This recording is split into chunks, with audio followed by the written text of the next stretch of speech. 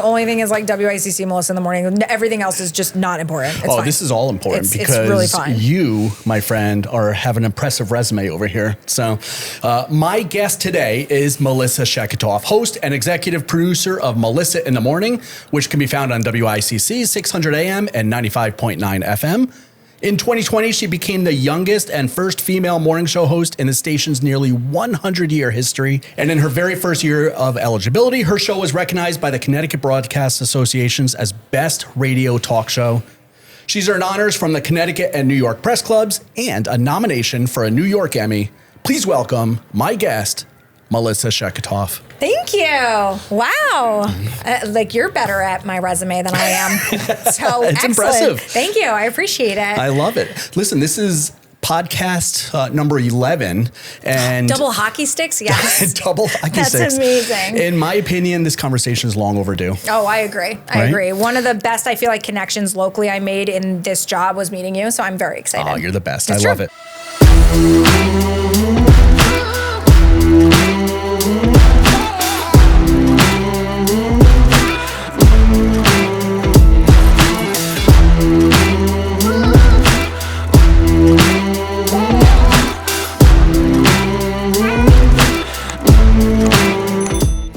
Hey Stamford is your number one resource for all things local. And if you're tuning into this podcast, I'm guessing the city of Stamford holds a special place in your heart. So if you want to rep the city of Stamford, Hey Stamford, the store is where it's at. We make comfy, stylish hoodies and tees inspired by our city. Perfect for anyone who wants to rep Stamford while keeping it local. Hey Stamford, the store is your go-to for local goods, gifts, apparels, and more. Stop by in person at the Stamford Town Center or shop online at heystamford.com. You're a one-stop spot to support local and look great doing it. I consider you a friend, but if I'm being honest, I'm also a fan. I love what you do. Oh, well, that's really nice of you. Thank you. I mean, literally the feeling's mutual. It's fun. It's very cool. Let's see. You started at WICC in 2020. Yeah, like a year or so before. But yeah, Melissa in the Morning started in 2020. Okay, Melissa in the Morning started in 2020. Yep. And like I said, you were the first female morning show host and the youngest in 100 years. Yes. That's impressive. It was, I think, a little jarring for the WICC. I think listenership. WICC is one of the longest standing radio stations in the state of Connecticut, and has done incredible work. And the people who came before me are legends in the business. I grew up listening to WICC. I literally I can remember starting in like 1995, waiting to hear if my school was closed, right? And so I really got into talk radio because of WICC when I was a little girl. I did not realize sort of the barriers that were broken when I joined, but my management saw that we could kind of translate what I had taken from the TV world and put it into radio, and I think fulfill something that we're not really seeing in local broadcast journalism, specifically in radio, where it's very connected to the community. It's kind of old school journalism where you're bringing town hall or you're bringing those conversations at the dinner table to the airwaves and not so focused on what social media or mainstream media is telling you to focus on. So yeah, it's been a total honor and a ride, a wild ride these last few years for sure. I bet. Yeah. So 2020 was the first year of Melissa in the Morning. Obviously, a lot of stuff globally going on that year. COVID was like, hey, you know what? You want to launch? Perfect. I'm going to show up too. Yeah. It was a wild time to start. What were some of the challenges that year? I mean, obviously a lot of remote work and all that stuff, but your first year hosting the show. Yeah. What type of challenges did you overcome? So a lot. To be totally blunt with you, that morning show has really, at least as far back as I can remember, I've looked back in the history books, has never been a one-person show. It's never been a one-person operation. I mean, WICC in its heyday was multiple hosts and a reporter and a weather person, in the helicopter, right? So it was a whole crew of people. And even when I first joined WICC, I was a news person for another host. When it became two people to one and, hey, we want you to create this show that is full of live guests every day. And by the way, you're going to book all those guests and you're going to figure that out. That was very daunting. Just that task alone was very daunting. we're in a global pandemic, something that none of us have ever seen before. How do you sort of navigate just your own personal, what is happening right now? Right. And how do I not bring that fear, but more of that calmness, but also keep bringing the news that people care about during the chaos? So that was sort of a layer. And then on top of it, like I said, WICC was breaking barriers. I mean, the radio industry and so many other industries have, I think, progressively become more mixed, where it's men and women.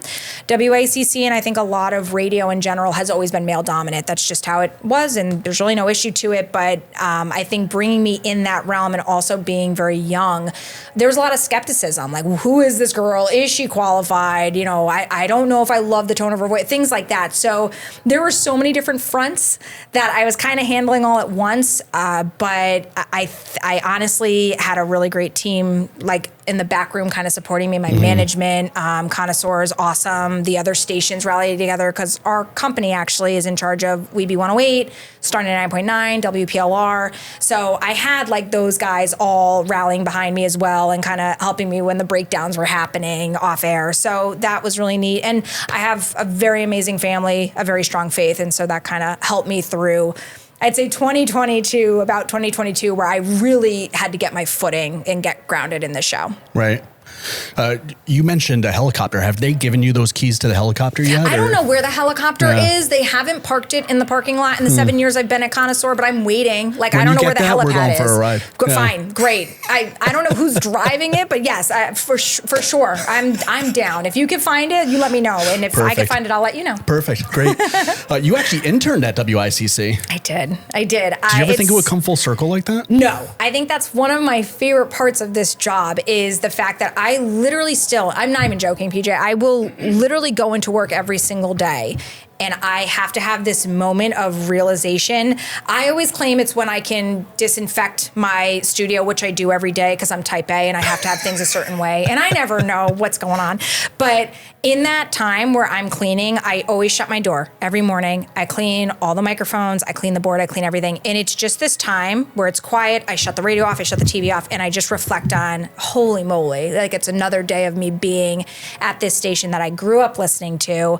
And my father, years and years ago, he has a brokerage in Fairfield. He has a health insurance agency, and he did commercials for WICC and WICC. So when I was about 11, 10 years old, I'm one of 5 kids, and my dad thought, you know, he talks about having insurance for the family. My 4 siblings and I would voice those commercials. So I got to meet like Danny Lyons and Storm and Norman from WICC when I was like 11. Wow. So I've known those guys for like more than 20 years. And then years down the road when I was in college, I interned for 2 summers to write their commercials and help their creative director. So yeah, it's more than unbelievable. Oh, that's so cool. Yeah, it's wild. And Storm and Norman and Danny Lyons are just legends in this radio area. Yeah, and they're 2 doors down from me. Like I spend my mornings 3:30. I pull in. I park right in front of Norm. It's like clockwork. Norm is the first person I see every day, and so it's wild because he knew me when I was in middle school, and so it's wild that he's seen that happen, and we still are so connected. And he's 2 doors down from me. It's crazy. That's so cool. Yeah.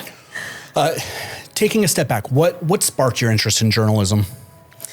So it's funny because, full disclosure, you know how kids in first grade are asked, like, what do you want to be when you grow up? I said a dog because I just feel like dogs have it right. They got it right, man. What wouldn't you like about being, as long as you're in a house where the people like you. So that's what I wanted to be when I grew up. It kind of like Step Brothers when he's like, I want to be a dinosaur. That was me. I had no vision of what I wanted to be, but I realized consecutively a few things I liked to do. Clearly, I like to talk. How do you put that to good measure, though? The thing I really loved is I like learning about people, and I like learning about things. The one thing I admire about my father, especially watching him build this business into like the empire that it is my dad always had this impression of if you may not be the smartest person in the room, but to bring that energy like you are the smartest. Like, what can you bring to the table?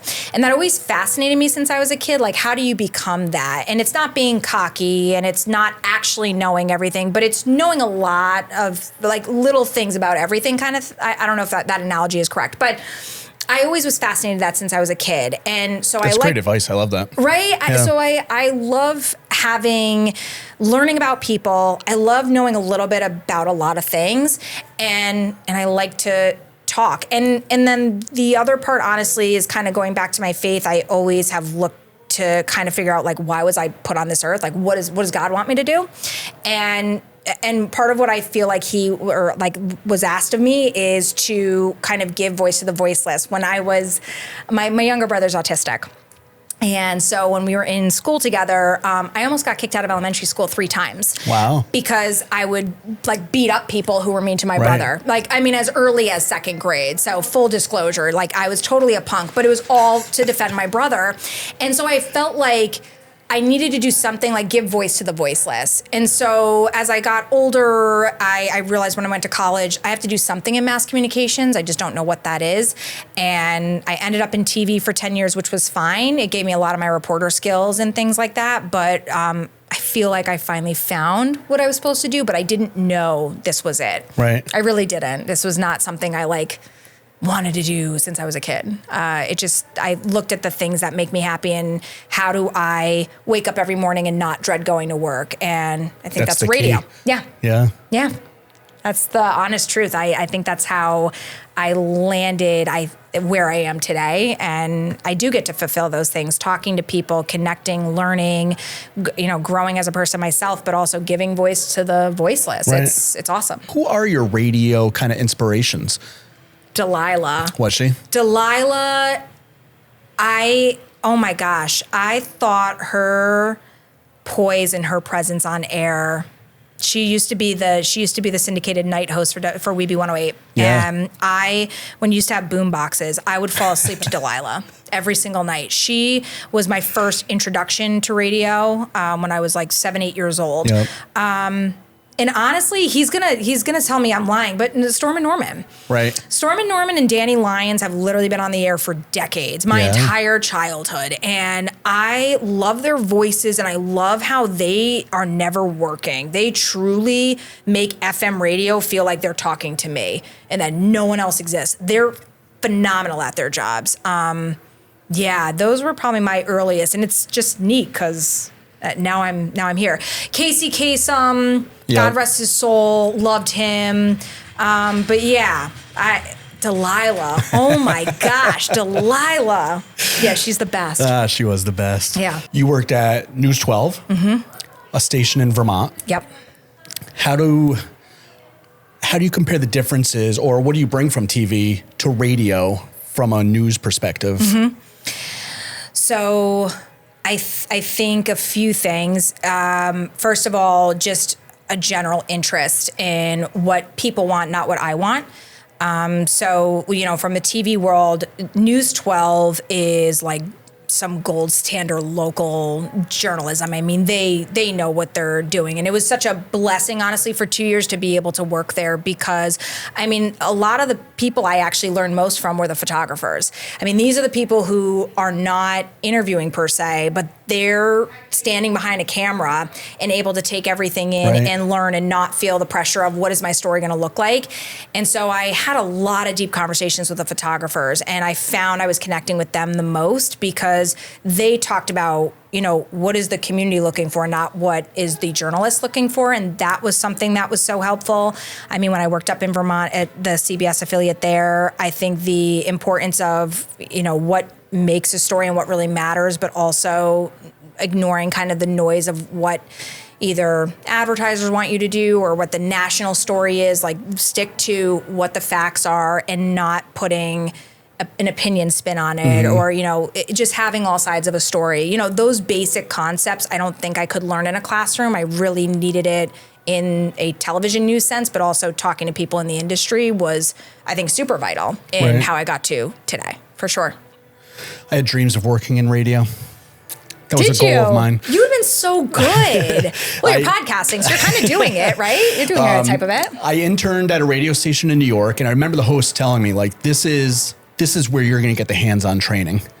You could go to school and learn some things, but you're not going to learn the most unless you're actually in the station and doing it. Agreed. Yeah. I couldn't agree more with that. I think and I'm super blessed that I got to go to college. I always say to my parents that I cannot thank them enough. I don't think I'll be in debt to my parents forever that they sent me to college and I didn't come out with any debt, and I am so grateful to that.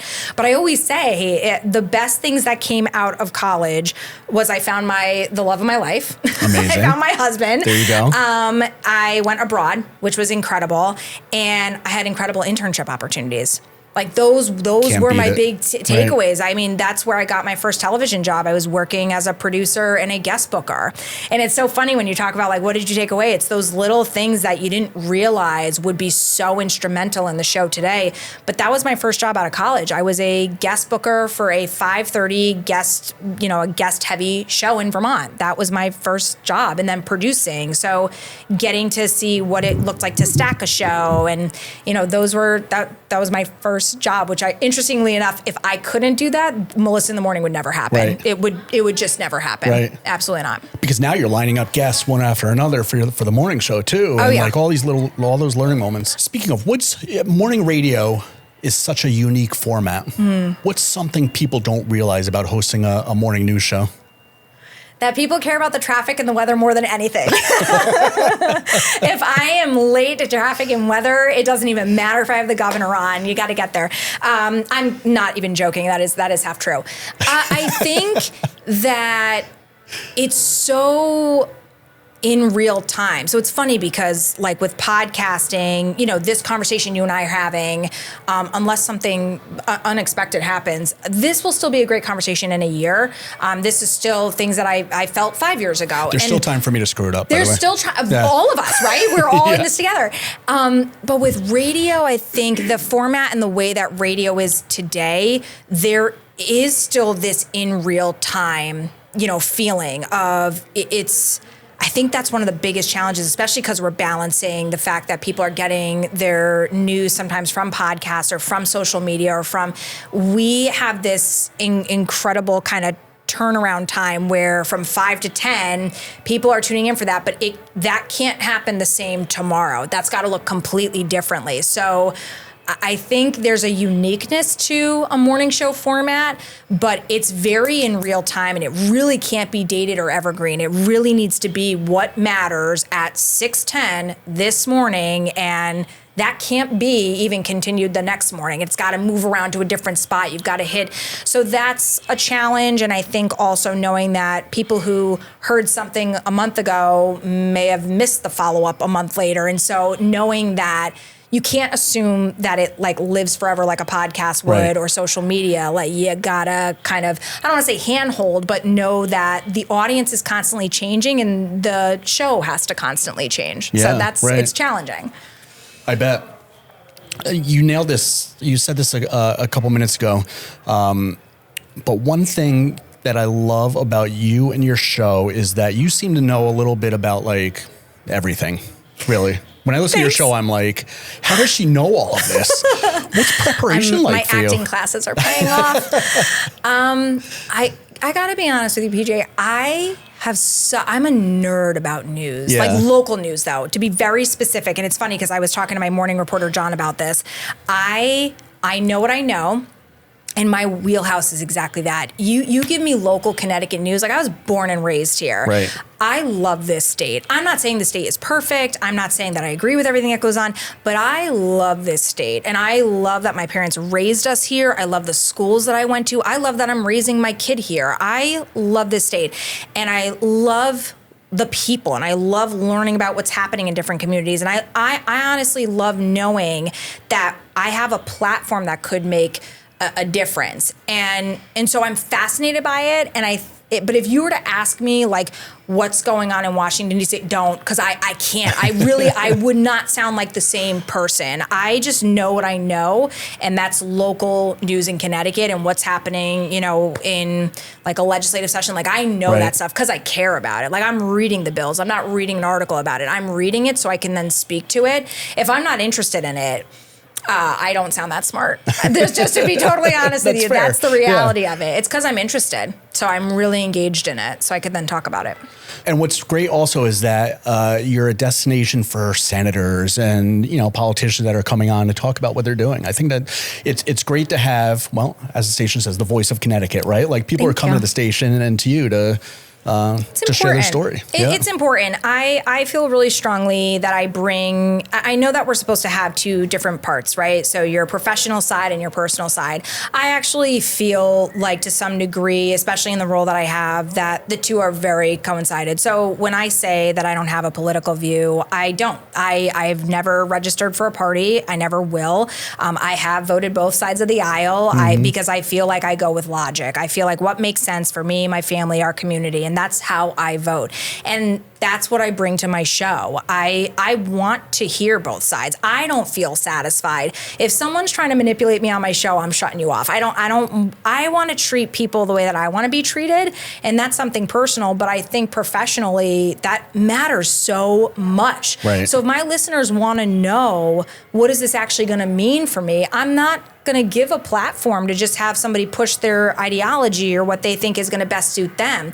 I may not even have just the politician on. Like you could give me a great interview, but I'm going to then, if there's a healthcare bill, I'm going to then ask the doctors, or if there's an education bill, I'm going to ask the superintendents. You know what I mean? The buck doesn't stop at just both sides of the aisle. It's also going to the people on the grounds, and I want that for myself. And so I kind of bring that perspective that I would think people want that. So I try to coincide the two together, I guess. There you go. Yeah. You also ask some tough questions to your guests. How do you ask those kind of hard-hitting questions while still maintaining their trust? I think because I really genuinely respect people. I really do. I've always had this mentality, and I feel like I'm going to keep going back to family, but they really are such a foundation for me. When we were kids, I would say I was more. My older brother was a doll, and everybody loved my brother, and I was kind of I would say, more headstrong. And then the three after were their own personalities. But growing up with my older brother, we were very different. Our personalities. I was definitely more in your face, and he was a lot more like people pleaser, if you will. And I remember my mom saying that I would never want two kids to be the same, but don't ever think that you're better than somebody else. And I feel that way. I don't think I am better than anybody else, and I don't think anybody here can really make that judgment call. I don't think it's on any of us to determine who's better or more right or whatever. I really think there needs to be a genuine respect for where people are coming from. You don't have to agree with them. But when I interview people who I may outright be like, you're missing the mark here, man, or whatever it may be. I am genuinely having a conversation with them, and I want to explore things, and I want to ask questions and feel like maybe I'm missing something and explain that to me. Or, hey, I don't know if you thought of this. I would like to speak, on that. It's coming from a genuine respect. Right. I really respect everybody who comes onto my show. The only thing I always ask is that they respect the way that I do the show, which is being open-minded and being respectful of everybody who's listening. So that's I think how they come back. Have I had some awkward times on air? Yes, for sure. And people have had to take breaks from coming back on, and I totally respect that. But they usually do come back around because I think they know at the core that I'm not doing gotcha interviews. I'm doing real conversations that people want me to have. So I try to be as genuine and respectful as possible. So you've had conversations that have just gone completely off script. Totally. But then come back and you're like, oh, that was actually pretty good. I think on a daily basis, I will get off the air and be like, oh, what just happened? Because to your earlier point, we're all over the map. Right. I mean, it's all over. I can have a show that literally touches crime, laws, health, education, and then family therapy. And it's like, what just happened in the last 3 hours? It's wild. But yeah, I go back and I think that it's not even me listening to myself, because honestly, I don't. No. I will literally go back and watch this podcast to listen to you. And then I'll kind of dim what I said or be like, how bad on a scale of 1 to 10 was I on that? But don't listen to me, by the way. I'm going to listen to you. That's how we got connected, was I listened to you and I came to you. My biggest thing is I honestly gauge if I did a good job based on listeners. And it's not oh my God, Melissa, you sound great. I don't care about that. I really don't. What I care about is my favorite emails are the listeners who are like, I did not know this platform existed, and I feel like I understand X a lot more because of your show. Or I love that you didn't just rest on this and you pushed back on that person because I'm sitting in the car and I wanted to push back on that person. Those are the emails, or even the people who are like, hey, I'm glad you touched on this, but you need to do more. Great. When I feel like it's resonating, then I feel like I did a good job. That is for me where I'm like, okay, this is why I get up at 3 a.m. You know, that's my gauge for me. I love it. Yeah. 3 a.m. Oof. Do you get a lot of callers that will push back on? Yeah. Yeah. WICC has one of the most active audiences ever. And I love it. It's intimidating. My first couple of years, I hated it. Full disclosure, I hated it. It was brutal. And I really, because in TV, right? I mean, it's so funny, but you sort of expect that level of intrusiveness, if you will, because you're on TV. I mean, one of the biggest reasons I left television was I was pregnant with my son in Vermont. And so people are watching me on the anchor desk getting pregnant with a child. And so then he was born, and people knew because I then was on maternity leave. And a week after Chase was born, harmless, I'm sure we're very harmless, but I was out to lunch with my mom, and 2 people ran up to my car, started banging on the windows, and were like, is Chase here? And I had no idea who these people were. And I said, no, he's at home with his father. Can I help you? And they're like, you're Melissa. We love you. And I'm like, thank you. That's very nice of you. And they're like, but when are you going to show Chase on TV? And I went home that night, and I thought, I can't. It's one thing that I expose myself, but I can't handle exposing my child to this. It wasn't what he asked for. This is my life, not his. And so I left TV 6 weeks later. And I expected that in TV. I didn't expect it in radio because you don't know what we look like. The amount of times, PJ, I go to events and they're like, are you the intern? And I'm like, it depends. Do you like Melissa? Because if you don't, I'm the intern. They don't even know what I look like. They don't know. They just know a voice, which is why I don't talk when I'm out in public, because people know right away. It's like, ooh, that raspy kind of, it's whatever. But yeah, at first it was really, that was hard. That was a very hard adjustment to it. But now I get it, and I appreciate the engagement, and it actually is how I honestly go about booking my show, because it really is what the people want me to talk about. That's how I That's the really passion gauge right there. You know they're listening. Yeah. Well, and it helps me to know that we're hitting the mark or we're not. You know, that's the show really is a show of the people, and so I just have to steer the boat and get what they want on. So I like it now. What do you think makes a great guest? I think somebody who's engaging, obviously, but is willing to go to the uncomfortable. I got to be honest, and this is not a political thing. I really enjoy talking to Governor Lamont. And the reason I say that is because what I like about him is he has no issue going on the air and being like, I'll ask a question. He answers the question. I rebut it because I'm like, you didn't really go there. He answers it again. I rebut third time, and he'll go, you know what, Melissa, you're getting to something that I just don't have the answer to. So I will get back to you. And sure enough, Governor Lamont always gets back to me. Somebody in his team gets back to me, and then I will update on the air something. I'll replay a portion of that, and I'll say, and in an update, da-da-da-da.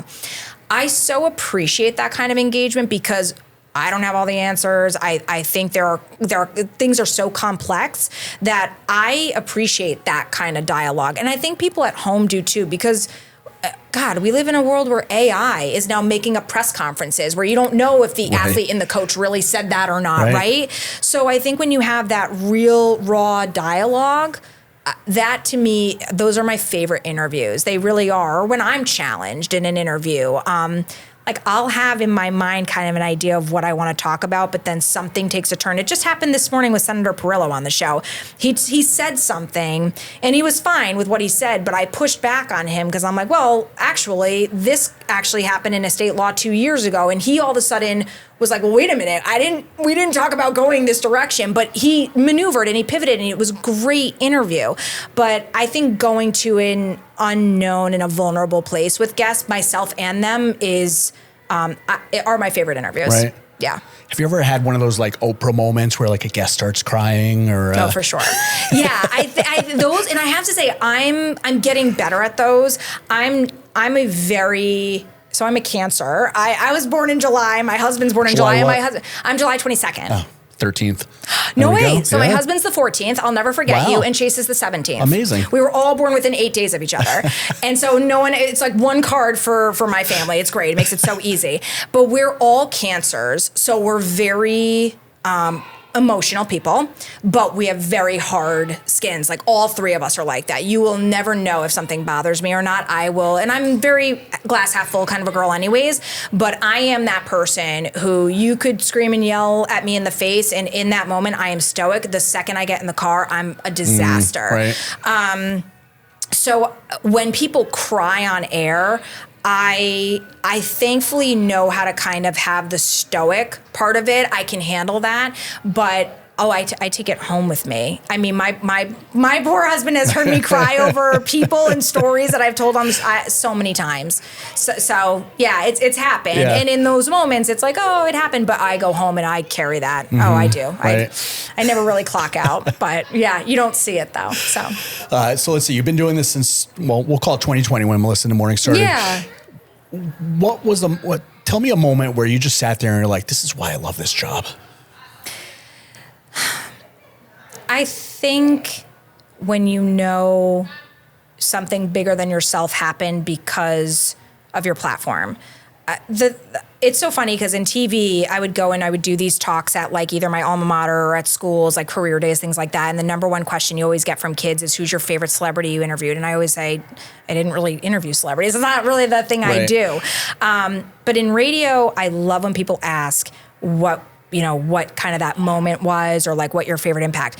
It has to be Success Village in Bridgeport. I mean, so that story, you talk about community engagement, that fell in my lap in February of 2024, and no one was covering it. If they did, they scratched the surface. But my heart broke. The idea of kids, like babies not being able to take warm baths, or seniors having to go to a YMCA to take a hot shower.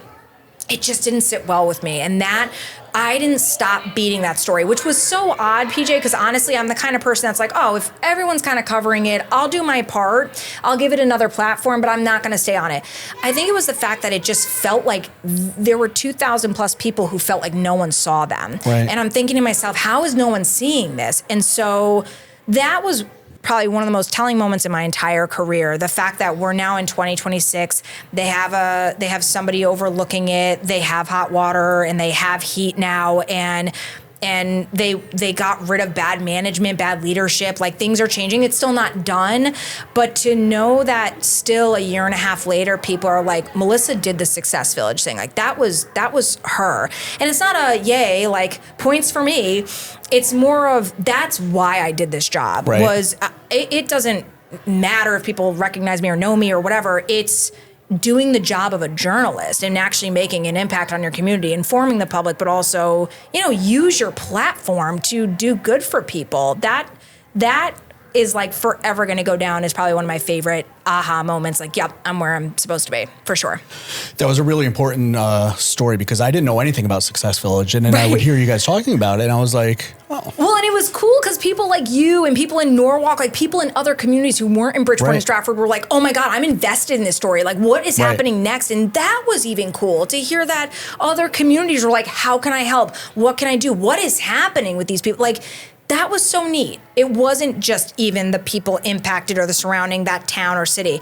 It was like Fairfield County rallied around, we need to see something happen with Success Village. And that was so cool. That was so cool. That like gives me chills. That's one of my favorite moments in my entire career, for sure. I love that. You talked about your platform. I want to pivot over to social media for a minute. Okay. Because that's a totally different beast. You have one of my favorite social media pages. Thank you. You just have the best time on social media, and that's what it's all about. I do. Well, I mean, I can't be serious all the time. That's true. You know what I mean? I think I have to balance. You got to have the yin with the yang a little bit. So from 5 to 10 a.m., I am like news girl through and through, you know, like cutthroat and all that. But on social media, I feel like you get to really know who I am as a person, and I'm a total dork. I'm nerdy. I'm unapologetically me. I am not afraid of what people think. I want to express individualism. I want people to do the same and, you know, poke fun at yourself. Right. I think it's great. And then, you know, be able to push the fact that I love the Boston Bruins and Walt Disney World. You know, it's great. It's all my favorite things. It's great. You bring in some of your colleagues. We see AJ on there. Yep. You guys have a lot of fun. We have a really early good time. in the morning too. Yes.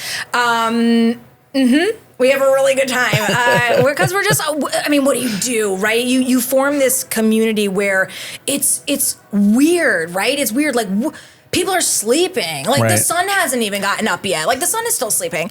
And I'm like in this building with 4 or 5 other like lunatics. And what is happening? And people love seeing that. I mean, they love to just wake up and the first thing they see is like, what are these ding dongs doing? And then they listen to the show and it's like, whoa, okay. Like but I think it's important that people know that we're not just this, you know, Right. one layer. It's an onion. You peel us back. And I think social media for me is that outlet. It allows me to show that I'm not just this news lady, Right. you know? So yeah, I do love that aspect. And my company's so nice about it. They're like, you keep doing you, that's totally cool, but keep it on your page. Cause it's like, yeah, no, I won't put it on Voice of Connecticut. Wouldn't want to do that. But yeah, I do. I really enjoy making reels and collabing with my colleagues and just being quirky. I think it's fun.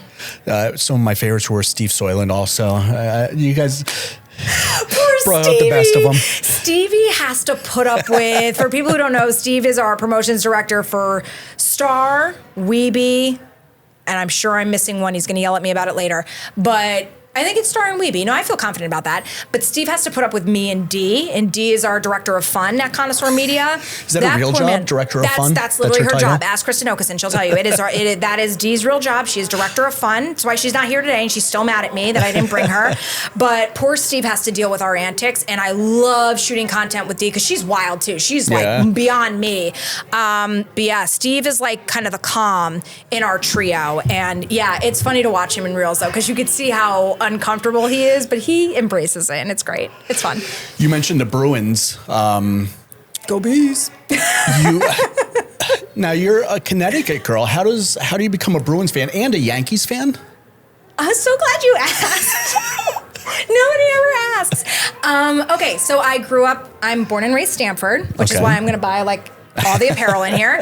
Born and raised Stamford Hospital, and so naturally a Yankees fan, right? Diehard Yankees fan. I mean, I got to grow up and watch the '96 Yankees. I mean, give me a break. God, I had the best childhood with the Yankees. I mean, that whole team. I mean, from even like the players that people don't even talk about anymore, like the Chuck Knoblauchs of the world. I love the New York Yankees, and I bleed pinstripes. That will never change, absolutely ever. But I grew up in a baseball household. We did not have, we love UConn, obviously, but we didn't have a basketball team. Right. We didn't have a hockey team. Football goes like this. I know my mom's going to watch this and be like, no, we're Miami Dolphin fans. We're Miami Dolphin fans because neither of my parents came from football families, and the only boy like in the family, my mom's brother, loved the look of the uniforms, and so he's like, we're gonna be Miami fans. So we're Miami fans. Now, of course, you do it because your family, makes you do it, but like Dan Marino was probably the best of don't ask me about Miami Dolphins. Like I'm not there with them. Right. It was Yankees, that was it. But then I went to school in Vermont. And I met my now husband, freshman year of college, who is from right outside Worcester, Massachusetts. My husband is Boston through and through. The epitome of what I never wanted to date. In fact, I was at Laurelton Hall for high school, and I'll never forget, my guidance counselor was like, you got to look at journalism schools in Boston. Those are the best schools in the country. You got to go to Boston. And I'm like, you couldn't pay me to go to Boston. There's absolutely no way. Like, there's so much irony in it.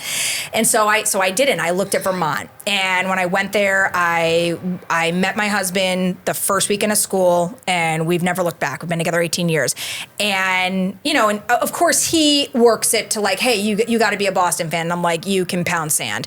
So we didn't. We never really crossed that. Like, don't talk to us during baseball season. We don't go there. I don't care again about all the other sports. When I was interning at my first television station, it was in 2011. The Bruins had won the Stanley Cup. Okay. So we went to Champlain College. UVM is right up the street. And Tim Thomas, the goalie for the Bruins at the time, was a graduate of UVM. So I'm interning at CBS, and Tim Thomas brings the Stanley Cup to Burlington. And I don't care. I go to this press conference. The reporter and the photographer I was with, she was awesome. Susie would have me like do interviews just to get more comfortable with it and whatever. And she said, do you want to interview this guy? Do you want to interview Tim Thomas? And I was like, no, like I don't care about hockey. It's fine. I still don't live it down because I went back to my dorm that night and I said, and you know, my boyfriend, now husband, was like, you know, what'd you do? And I said, I'm this guy brought this like shiny trophy, whatever. And he's like, what do you mean? You know, because he's diehard Bruins. And he's like, what are you talking about? So that was the first time that I was like, okay, wait a minute, because you've never reacted to any other Boston sports team the way that you're reacting to the Bruins. So something about that intrigued me. And so down the line, we get married. We go to our first marriage retreat with our church. And there was this couple that said, one thing that's going to help you have a lasting marriage is if you find things in common. And not like, oh, we both like ice cream. Like find things in life you want to invest in and make that something that will last you through having children, letting your children go, and retiring and so on. So we really sat down and we talked about it. And I'm like, I love Disney. My husband's like, I'll tolerate it, but that's not me. And we're going through everything. And then we came back to the Bruins. And I said, I don't have a hockey team. My family doesn't have a hockey team. And we explore the Bruins. And I started doing research. PJ, I swear to you, and my husband will admit this, I'm a bigger Bruins fan than he is. Like, I follow all the players. I follow their wives. I'm the reason we have season tickets. I'm like, let's get on the waiting list. We got to do this. And I mean, we'll go to games on a weeknight, and I will drive back at 11 o'clock at night and go onto the show the next morning. I am obsessed with the Bruins. Yes. And it is the best part of mine and my husband's relationship is that that's like our thing. We just love the Bruins, even if they're awful or they make trades or whatever. Like that is, TD Garden is like our home away from home. The Bruins, that is our love language. We love the Bruins. I love that. Yeah. But don't ask me about the other Boston teams. No, we're not going there. I'll tolerate the Celtics, but like, no, it's UConn. But no, that's why. That's how that works. As a Yankees fan, is there a pure hatred for Red Sox? Pure hatred. Yeah, there's no way you can ever, like, no. Right. I'm not a ding dong. I would never, no. There's never, even like if it's so funny because my husband is like the most calm-headed person when it comes to like, hey, your team is out of it, cheer for I can't. I can't even support his happiness with the Red Sox. Anything else I can, but I'm like the Patriots, whatever, fine, I'll support you. I can't. I loathe the Red Sox. And if you're a real Yankee fan, you do too. So right. You got to respect that. Yeah. No, that one, I can't. I'd put my marriage on the line for the Red Sox. I'm sorry. I cannot support the Red Sox. Sorry. I love it. Yeah. I want to go back to kind of journalism for a second. Oh, you do? You don't want to talk about Bruins anymore? No, I do. We can talk about them all afternoon. No. Local kind of journalism in Connecticut is unique compared to bigger markets. Is it the size of the state? Is it... I think it's the complexity. Yeah. Right? I mean, so it's so funny because we're in Fairfield County, and one of the things that I push back a lot on Hartford is I feel like they're very out of touch with us.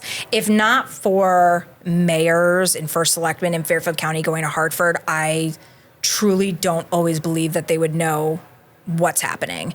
We are in a unique market over here, right? Because we have a little of the New York coming over here. Yeah. Mm-hmm. It's just even just the perception of Fairfield County. Like, look, is there a lot of wealth in Fairfield County? Totally. But there are a lot of people who are just making it or barely making it. Right. And I think there's this really wrong perception about Fairfield County over every other county in Connecticut. And I get it, but I also feel like, yeah, that's where I think there is such a uniqueness to the local journalism in this area and really in Connecticut because the counties are all different and we're in this small state, but man, it packs a punch. And it's not just because we're a cut-through state between New York and Boston. it really is, it's like small but mighty. Right. I really think Connecticut has a lot of stories, a lot of different avenues, and it's not like a one size fits all. What works in New Haven County is not working in Fairfield County, is not working in Litchfield County, is not working in Hartford County. Like, yeah, it's a unique state.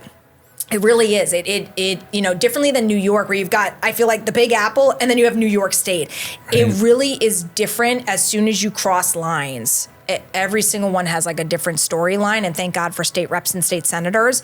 But especially in Fairfield County, I think it's almost like the redheaded stepchild of Connecticut a little bit. Yeah.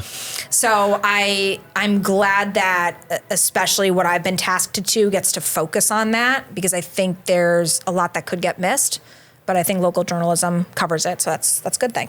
Do you think talk radio is having a resurgence? I do. Yeah. I do. And obviously some of that is like wishful thinking, right? I don't want to lose my job.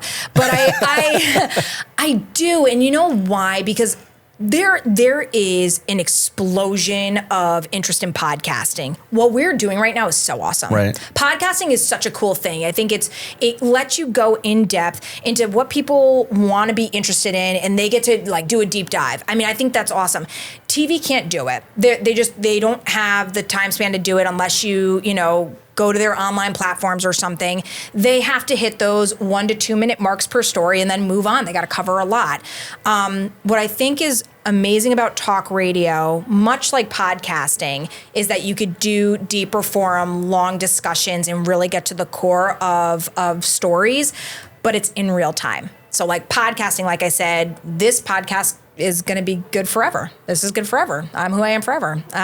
But what you heard on today's show is not going to be the same on Monday. Right. It's going to be different. And so I think I would say younger than my generation, they're interested in information, but they're also interested in accuracy, and they're interested in being informed. Like, they want to vote. They want to know who, and they're kind of getting away from, you know, oh, that's what my parents told me to do. Like, they want to know. And so that's why podcasting has such a place, I think, in the next generation.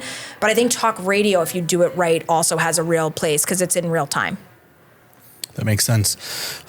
We actually got to wrap up. I'm just looking at the time here. A couple more questions, though. You talk to Connecticut every single day, every morning. What keeps you inspired every day?